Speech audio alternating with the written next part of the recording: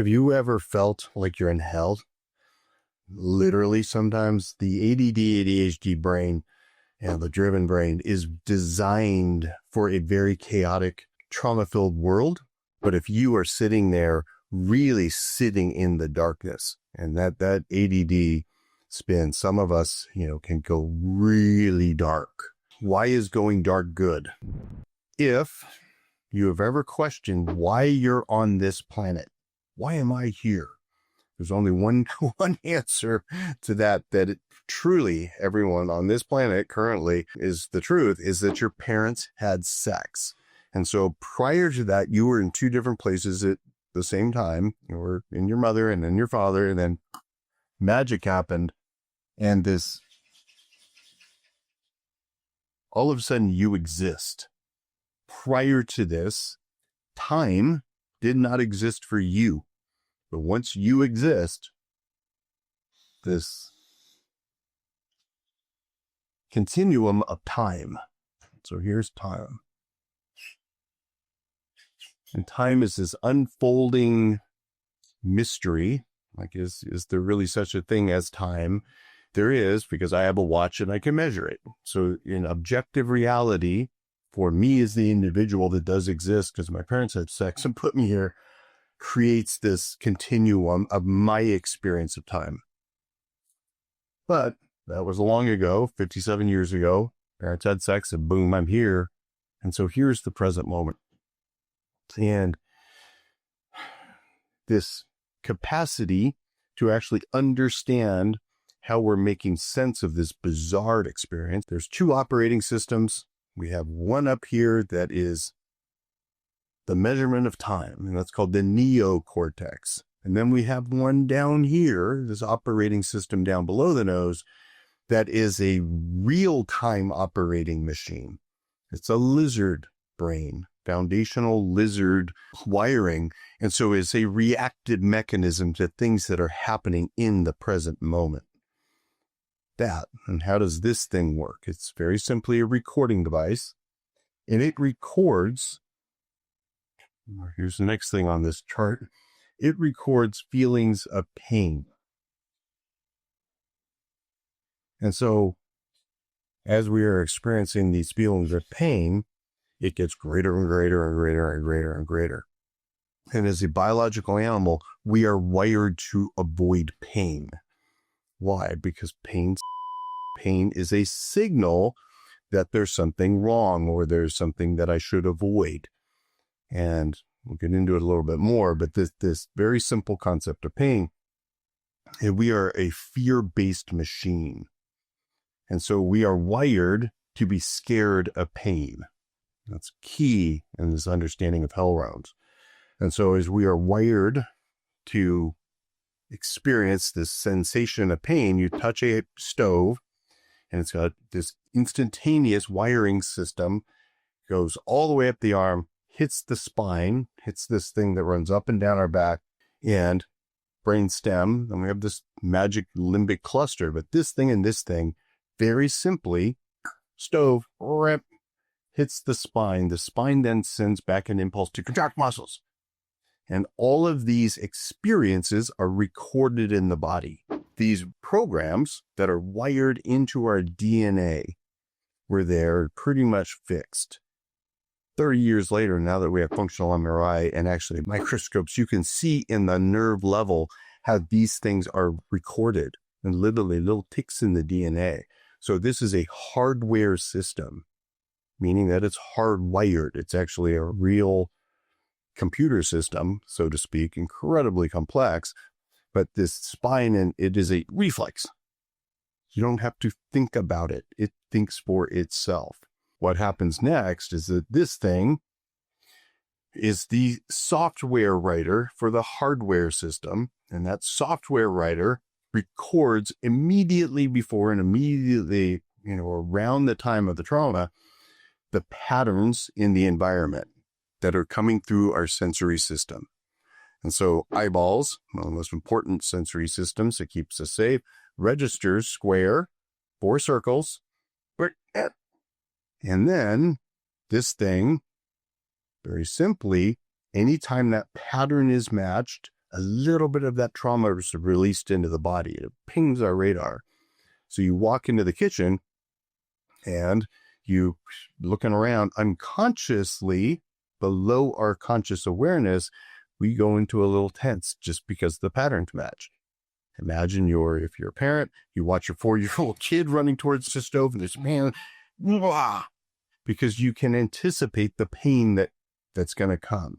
What is happening is this constant flooding of experiences are being recorded as important, and what makes them important is the pain. So you have these experiences recorded in the body, and this limbic cluster constantly looking out to the future for patterns and matters. So this is the past. Here's the future. Very simply, we think about, or you see in real time, something in the future that matches one of these patterns. It pains, comes back through the present moment, looks for patterns that match, and there's multiple layers of this. So this is called coupling dynamics. These patterns couple up, and it's a 1/7 of a second. It's miraculously how fast it is. Then it releases this big neuropeptide soup into the body. And so this peptide soup that hormones and electrical charges, all of this stuff go into the body, and we experience a little bit of the potential pain that this might create. And so that back and forth. To do another video on this, go into a little bit more depth and really about the sense of self. But this is about what's happening here and why it's so wonderful if you're in hell and experiencing these awful sensations. Yeah, and it is awful. I've been through it. I've got PTSD myself and from multiple things. We all do. And that capacity to actually logically understand what's going on is imperative. It's the most critical part of this video for you to grasp. Meaning that this biological mystery that we're living in and how it works is not you. And so the metaphor that I use is this monkey and elephant metaphor. And so the Buddha, Siddhartha Gautama, noticed that we are very much like an Indian elephant with a bunch of monkeys up on top trying to control it. And these monkeys have temporary or seemingly a significant amount of control over actually what's going on in the elephant.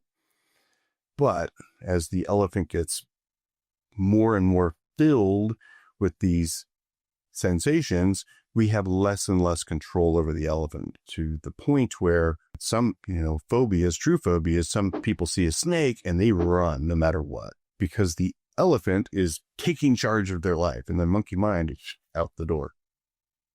But the third element of that, so where are you in that? Monkey, elephant, both, and double underlined, neither. So it's that mind, body, soul. And so what this video is about is really understanding that the soul, or this observing ego, is the one looking at your life in this way. That this concept right here, this massive thing that we believe is real, such as time, and we have a past and we have a future, and all of that is an illusion, truly an illusion. It's created by the monkey mind. How do I know that to be true? Because the present moment is also not static. You can expand your awareness of what's going on right now around you. And so here's fear. Here's regret. And in this present moment, which is only accessible through the observer, observing the sensations in the body, or observing actually with incredible curiosity the things that are going on around us in the present moment. The mind only, this neocortex, this monkey mind, is only capable of constantly going back and forth between the past and the future.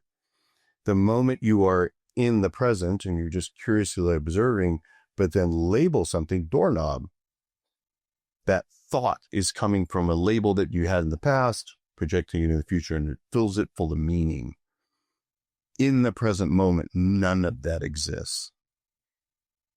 And that starts to get pretty metaphysically weird really quick, but it's the truth. That is reality. I say it in my book, Driven, about the logical container. That logical container is the observer, is our soul. And so that's the real you. What is in this present moment? These always. And what is in this present moment? What are these feelings of pain? And when pain is mixed with fear, when these things get coupled up, well, the Buddha called it dukkha. He called it suffering. He called it discontentment. He called it hell. It really is. And so when you are descending and deeper into this experience of pain, it gets to the point where it's intolerable. And that intolerable feeling starts to scare us. And so being able to separate these two, fear from presence. And this presence capacity, how much bandwidth you have in your soul, is literally how much pain you can tolerate.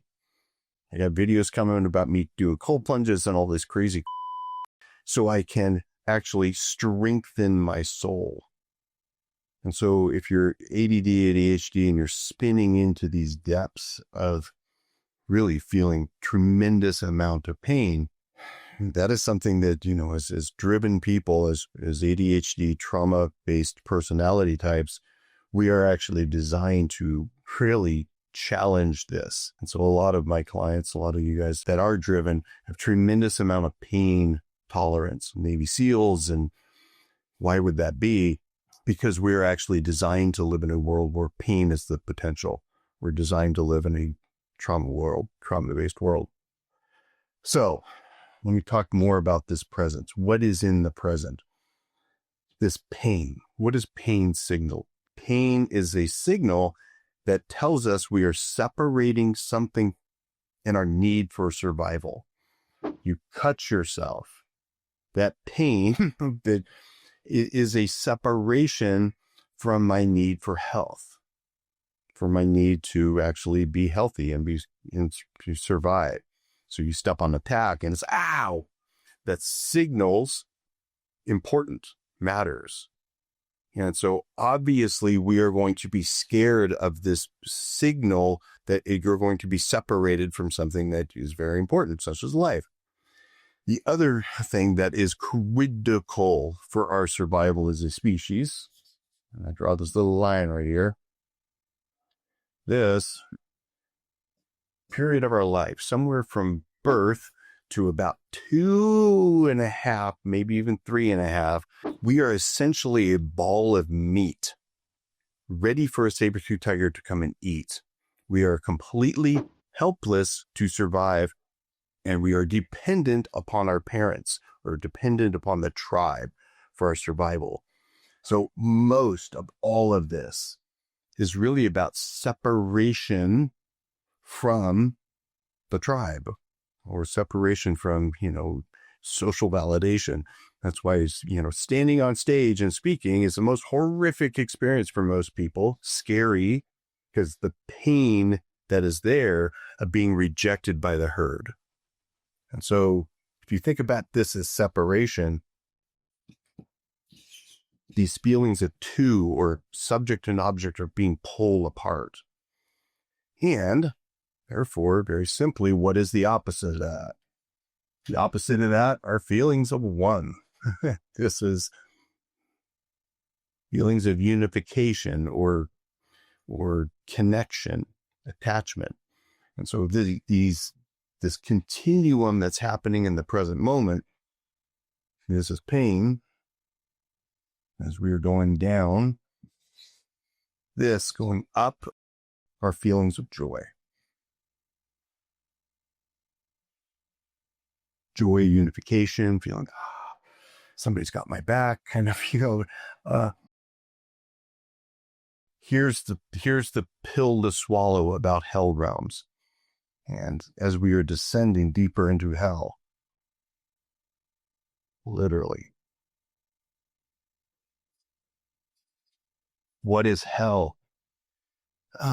These feelings of loneliness are in the physical body. And so I'm lonely, I'm people starved, I haven't talked to anybody in weeks, and you feel this sense of lonely. That is a physical, and it's actually oxytocin receptor sites in your heart starting to scream for connection. At some point down, when you physically get really deep into this, it shifts from lonely to alone. And alone is what, it's psychobabble land, it's called a schizoid tear. And in reality, it's when your soul, this observer, becomes aware that it too is also alone. And aloneness is that is the, dark night of the soul level of hurt. And I'm thinking about a couple of clients I'm working with right now that are really wallowing in this true sense of alone. It's an existential, my existence is being really questioned.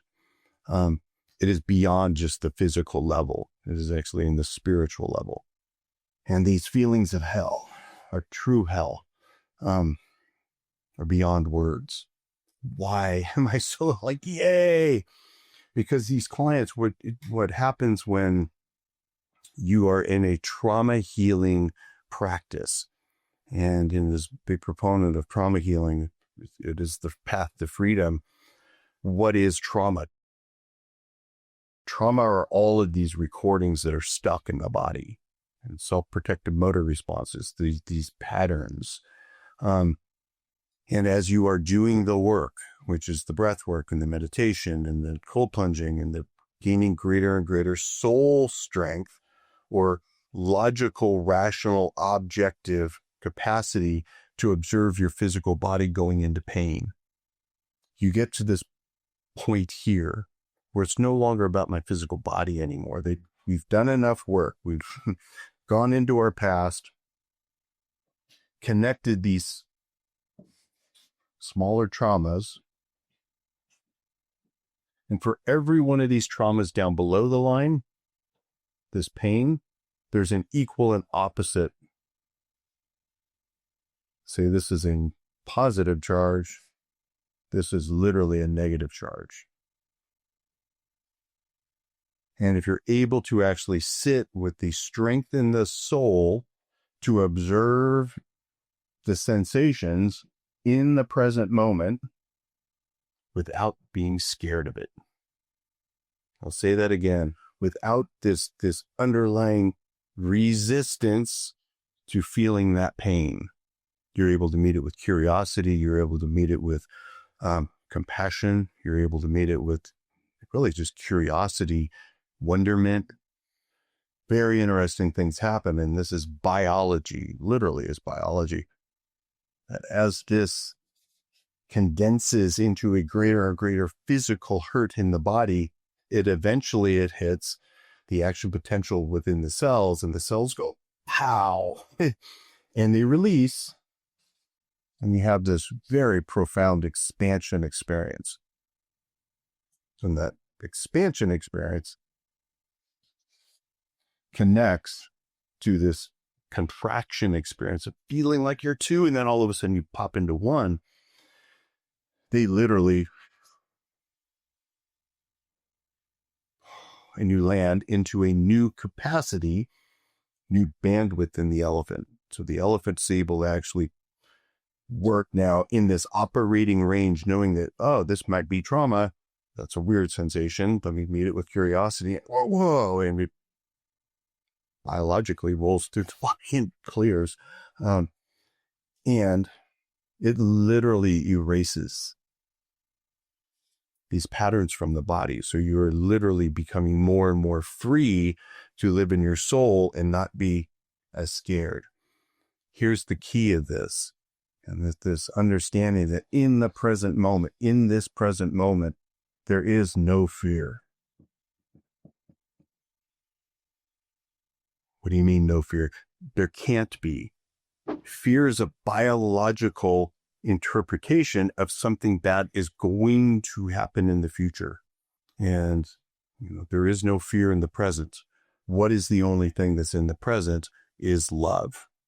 Very simply, this whole thing, all the way down, is LOVE, love. And then you get to this magic place where you're actually able to tolerate physically the amount of presence it takes. This is, most of my clients that get to this stage are a couple years into a daily meditation practice. They're doing the table work. They're doing the rolfing. They're doing the craniosacral. They're working on, as a somatic practitioner with me. You get to this depth where it's no longer physical. You become aware of the real deep schizoid tears from really early childhood, or actually it could be your parents' stuff stuck in your body. It's 4 generations, transgenerational trauma is passed on. And this is, when you get to these depths of hell realms, it becomes spiritual, for lack of a better word. When you walk through the valley of the shadow of death, it becomes really depth psychology, where you're really feeling how much. And I making this video to remind all of my clients that have actually done the work to get to these deeper levels of real deep core healing, that this and this will eventually catch up and meet each other. And when you actually, you're in the depths of hell and it's completely dark and there's a little tiny spark of light will come into this, and this little tiny spark of light will, and then it will wrap itself around. And so you have this depth of hell meeting the height of heaven. And I'll see if I can draw a good one. Whoa, not too bad. I'm so proud of that. I kind of like this. And I go like that. Oh, that's terrible. Screwed it up. Well, let me fix it.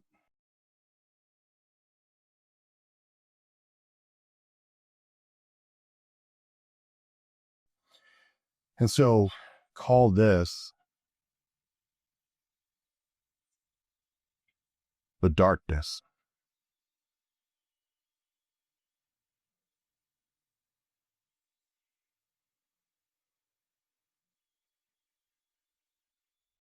And so what's happening literally is the darkness is getting so dense and so compressed, and as you're going down, poof, it turns into this massive expansion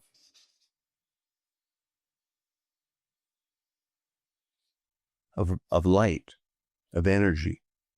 And so as energy is condensed and then expands, this yin yang, this balancing of literally the masculine and the feminine.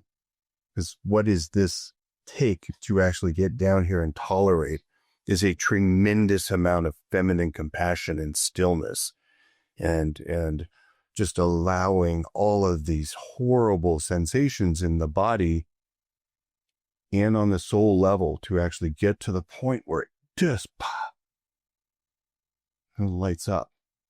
And why is that? Why is that beautiful? Why does that make me so excited that I got guys in hell realms that are really struggling?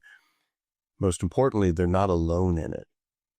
There's these feelings that I know in both my body and my physical body, of feelings of this horrific loneliness. And on my soul level, I know aloneness.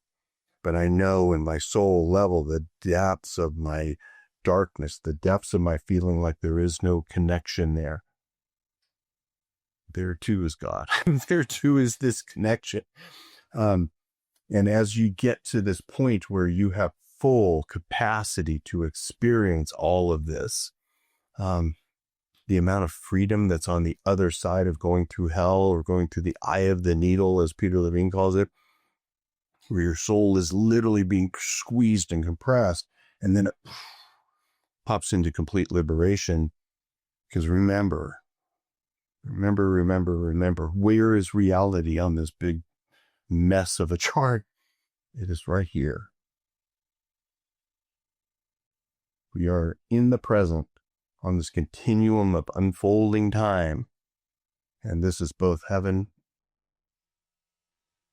and hell. If you have the capacity and curiosity to go, all right, I'm all in. Let's go. Let's dive through. Let's do the work and get here. I promise you, you're probably driven.